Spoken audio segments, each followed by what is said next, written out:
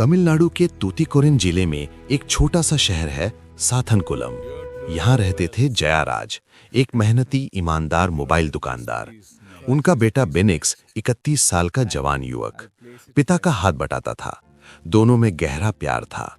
Corona काल था, देश लॉकडाउन में था। दुकानें रात 9 बजे तक खोलने की अनुमति थी। 19 जून 2020 रात के करीब 9:30 बजे जयराज और बेनिक्स अपनी दुकान बंद कर रहे थे। शटर लगभग नीचे आ चुका था। तभी वहां पहुंचे साथनकुलम थाने के पुलिसकर्मी।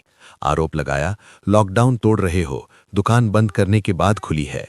जयराज ने समझाने की कोशिश की कि साहब अभी बंद ही कर रहे थे, लेकिन पुलिस पहले से ही किसी बात पर नाराज थी। बाद में पता चला कि उसी दिन दोपहर में पुलिस और जयराज के बीच दुकान के समय को लेकर छोटी मोटी बहस हुई थी। ये बहस अब बदला बन गई थी। दोनों को पकड़ा गया, थाने ले जाया गया। बेनिक्स की बहन पर्सिस बताती है कि उस रात उसके भाई और पिता ने फोन करके बताया था कि उन्हें थाने ले जाया जा रहा है। वो कहती है, वो आखिरी बार था जब मैंने उनकी आवाज सुनी। तारीख 19 जून 2020 शुक्रवार की रात। साथनकुलम थाना। दरवाजे बंद, कैमरे ऑफ। अंदर 10 पुलिसकर्मी और 2 बेबस इंसान, पिता और बेटा। सीबीआई की जांच और कोर्ट के रिकॉर्ड के मुताबिक जो उस रात हुआ वो किसी हैरान फिल्म से कम नहीं है। सबसे पहले दोनों को निर्वस्त्र कर दिया गया, फिर उनके हाथ बांधे गए, फिर शुरू हुआ अत्याचार, डंडों से पिटाई, हर 10-15 मिनट के अंतराल पर। महिला हेड कांस्टेबल रेवती, जो बाद में इस केस की सबसे बड़ी हीरोइन बनी, ने कोर्ट में बयान दिया। उसने कहा, मैंने थाने के अंदर से चीखने चिल्लाने की आवाजें सुनी। वो इतनी दर्दनाक थीं कि मैं बाहर आ गई। जब मैंने अंदर झांका तो देखा दोनों बेटे पिता खून से लथपथ पड़े थे। उनके शरीर पर डंडों के निशान थे। वो रो रहे थे, बस करो, हमें मत मारो। लेकिन पुलिस वाले नहीं रुके। और सबसे हैवानियत वाली बात, उनके साथ रेक्टल असॉल्ट किया गया। डंडे को शरीर के अंदर डाला गया। इससे आंतरिक चोटें आईं, इतनी गहरी कि बाद में पोस्टमार्टम रिपोर्ट में डॉक्टर भी सिहर उठे। और ये सब इसलिए क्योंकि एक दुकान 30 मिनट देरी से बंद हुई थी। 20 जून 2020 की सुबह दोनों की हालत इतनी खराब थी कि वो खड़े नहीं हो सकते थे, लेकिन पुलिस ने उन्हें जेल रिमांड पर भेज दिया। कोविलपट्टी सब जेल। जेल पहुंचते ही वार्डन हैरान रह गए। दोनों के शरीर पर चोटों के निशान थे, खून बह रहा था।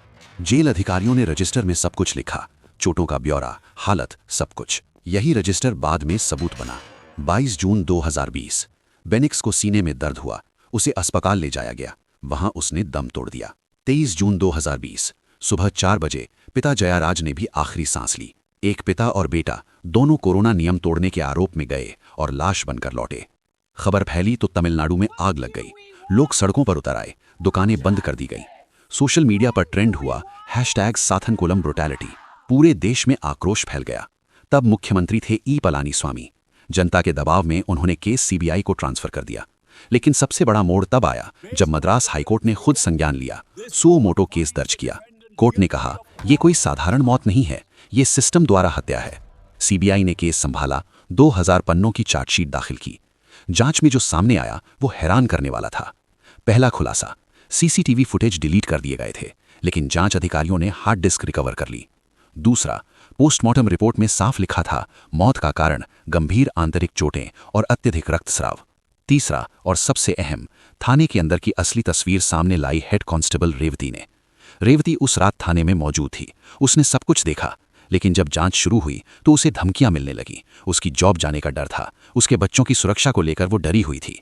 लेकिन एक दिन उसने मजिस्ट्रेट से कहा, मैं सब कुछ बताऊंगी, लेकिन मेरे बच्चों की सुरक्षा कौन करेगा? जब उसे सुरक्षा का आश्वासन मिला तो उसने हाँ कह दी। 6 अप्रैल 2026 मदुरई की अदालत। जज जी मुथुकुमारन। सुनवाई के दौरान जज का चेहरा गंभीर था। उन्होंने पूरी फाइल पढ़ी, पोस्टमार्टम रिपोर्ट देखी, रेवती की गवाही सुनी और फिर सुनाया फैसला। जज ने कहा, यह केस रेयरेस्ट ऑफ रेयर, सबसे दुर्लभ मामलों में से है। अगर आम नागरिकों ने यह अपराध किया होता तो सामान्य सजा दी जा सकती थी, लेकिन यह अपराध पुलिस ने किया है, जिनका काम कानून की रक्षा करना है।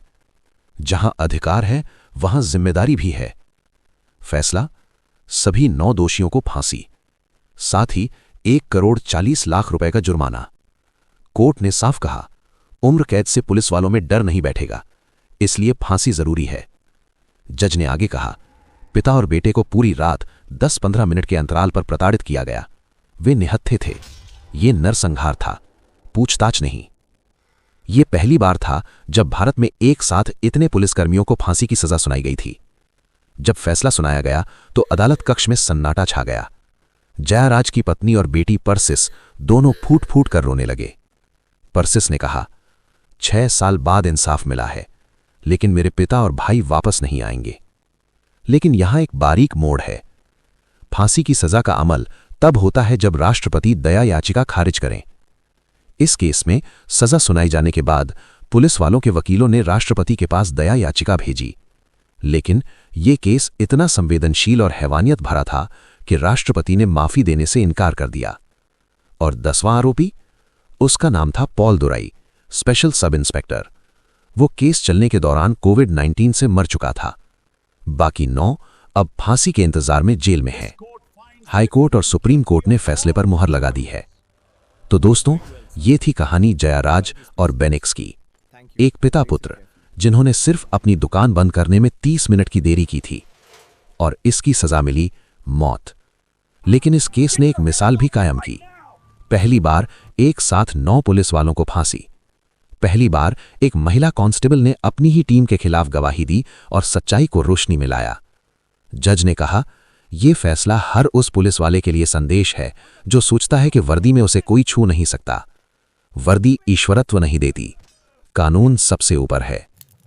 आज भी जयाराज की पत्नी और बेटी परसिस हर सुबह 2 तस्वीरों के सामने दिया जलाती हैं। एक तस्वीर पिता की, एक तस्वीर बेटे की। इंसाफ आया 6 साल बाद, लेकिन जो दर्द उन्होंने झेला वो कभी नहीं जाएगा। अगर आपको यह वीडियो पसंद आया हो तो लाइक जरूर करें और कमेंट में बताएं क्या पुलिस वालों को फांसी की सजा सही है। हम लौटेंगे एक और सच्ची, दर्दनाक और चौंकाने वाली कहानी के साथ। तब तक के लिए जय हिंद, जय भारत।